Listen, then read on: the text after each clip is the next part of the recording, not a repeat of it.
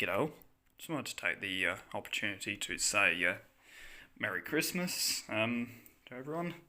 Um, yeah, things haven't exactly been the most exciting on this channel for over the last 6 or so months.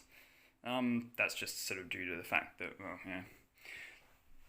the cold weather often sort of just throws me off a bit, and some reason it threw me off a lot more this year than it has previous years. So just haven't had motivation to do a whole lot of anything really, and just been a bit busy with personal life really. But either way, in amongst it, I've salvaged two 22-inch HP monitors, HP Elite Display E221, both 1080p, 22-inch LCD panels, fairly nice displays, and I now have a multi-monitor setup, so I could have a game on one of the monitors and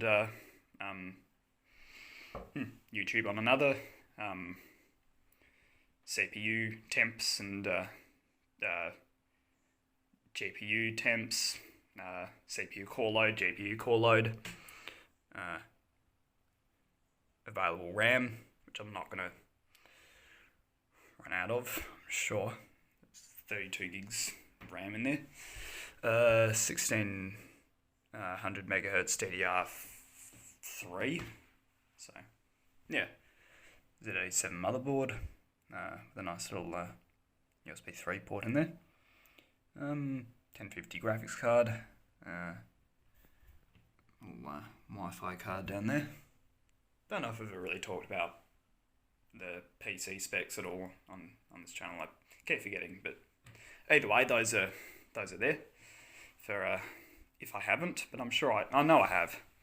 Sure I have, but either way, Logitech speakers, they're fairly good. Z407 model number, Razer Ornata Chroma, I think. Naga Trinity mouse. I know I've gone over those before, but the only thing that's really new is just these two monitors. There's a bit of a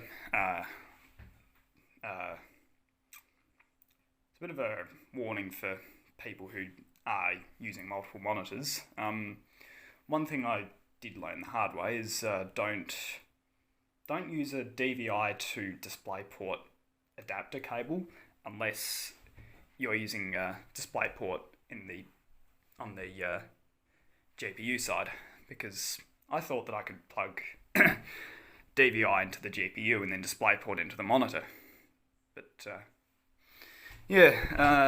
turns out that doesn't actually work, and it looks as though the Windows screensavers actually go across monitors, which is very nice. But either way, didn't work. Plugged the DVI end into the GPU and DisplayPort end into the monitor, thinking that would work, but it didn't. And after consulting Caleb, he said that they're two different signals, which is something that I didn't know, but well, I've learnt that, and just wanted to pass on that knowledge for anyone else who's reshuffling their displays and they're deciding over like whatever cable types to get. But quite like DVI, always have, always will. It's a nice solid sturdy connector. At the moment this monitor is connected up with a DVI to HDMI to DVI cable, HDMI end on the GPU, DVI end on the monitor, and this one's just connected with DisplayPort to DisplayPort.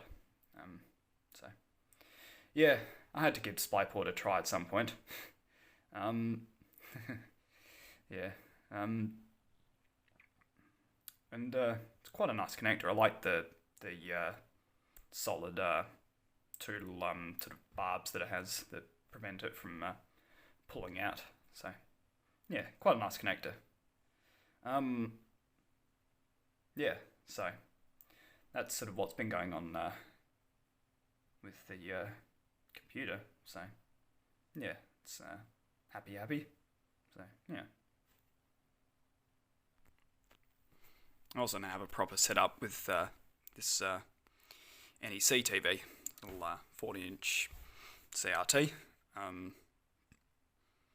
Yeah. And then I've got a DVD player set up with VHS player on top of that, and a Nintendo 64 on top of that.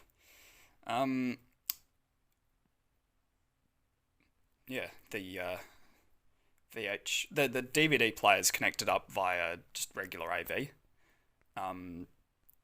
The VHS player is connected up via RF, so it connects to the antenna port of the TV. And then the Nintendo 64 is just passing through that. So, yeah. I can give it a little demo of this. Just to warn everyone, CRT flicker as usual, but because this is a consumer set, not a computer monitor, it'll also make a 15 kilohertz noise. So, yeah. If, like me, you can hear that, then that's just a bit of a warning that there'll be a high-pitched noise. But anyways, without further ado, and it degaused, which is always nice.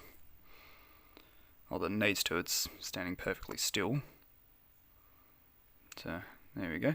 It's tuned into channel 2. It's actually not too flickery, but either way.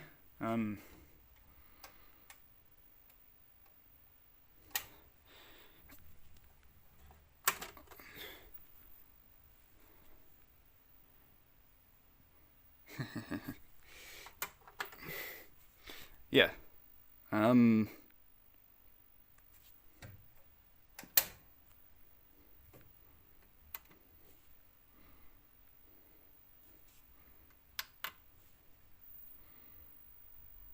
Yeah. A lot of people think that Palsonic is a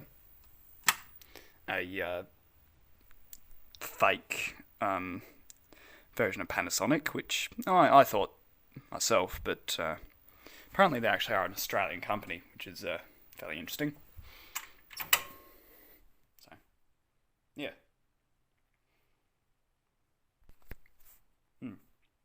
HP laptop still going okay. Had this thing for a solid 2, almost 3 years now.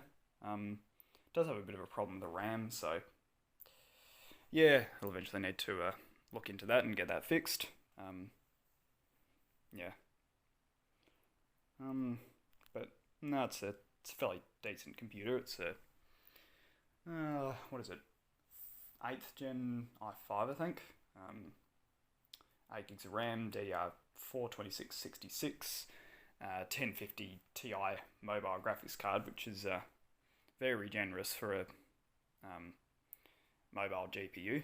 Yeah, of course, there are like, your Alienwares which have 10 whatever it is, 1080 Ti's and probably these days 2080 and 3080 Ti's, but yeah, those things are just a little bit overkill for the games I play. So yeah, yeah, been playing Borderlands 2 a little bit, and that runs okay on my 1050.